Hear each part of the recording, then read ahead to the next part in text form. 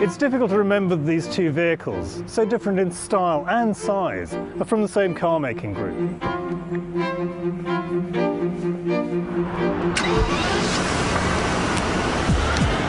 Rolls-Royce, maker of the Phantom, is owned by BMW of Germany, which also makes the reborn Mini. Two powerful symbols of British automotive engineering heritage. That's not the only power the Phantom symbolises. With its bulk, those slab-sided lofty flanks, and that Greek temple grille on the front, this car is supposed to tell you and the rest of the world that you've arrived.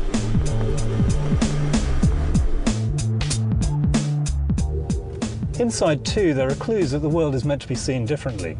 There's nothing so crude as a rev counter to tell you what the monstrous 450 horsepower V12 engine is doing. Instead, there's a meter that tells you how much power you have in reserve.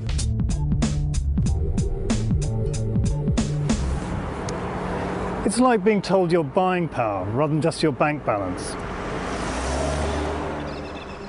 But in these credit crunch, post-excess times, is such a car too crass a symbol?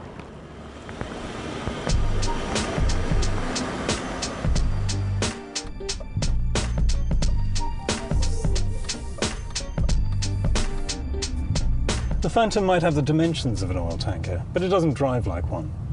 A 0 to 60 miles an hour time of less than 6 seconds means it won't be embarrassed by too many cheap cars either. But at 12 to 18 miles a gallon, it might be an idea to meet up with a tanker every now and again.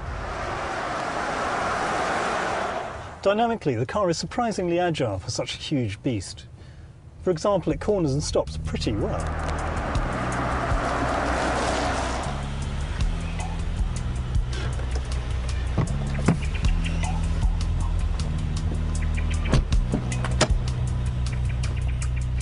There's plenty of space in the back, although the suicide doors do make it slightly awkward to climb in.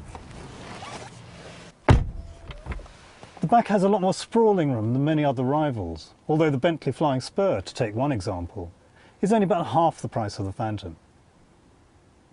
The back is also a pretty good work environment once you're in, but this is like many of the big jets I've flown.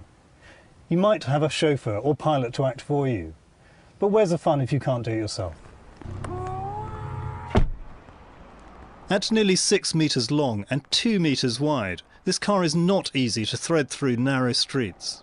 But with looks that are reminiscent of Lady Penelope's Rolls-Royce in the Thunderbirds puppet show, and its rarity value, this car does attract attention.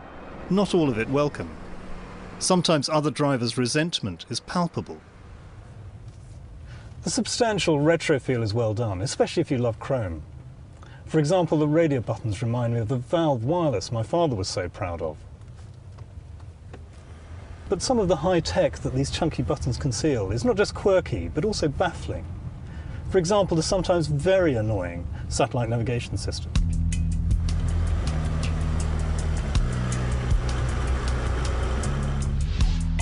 But sales are doing well.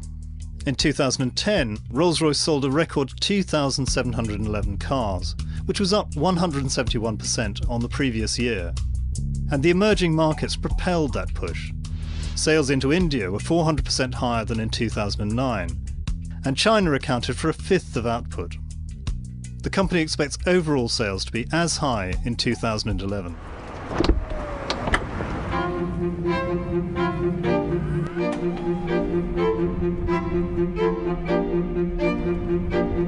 This is a car to be seen in, which is ironic as it's at its best outside the big concentrations of population, like crowded cities. When you have the space, no one can hear your wallet scream how big it is. But it's not just about the reactions of others.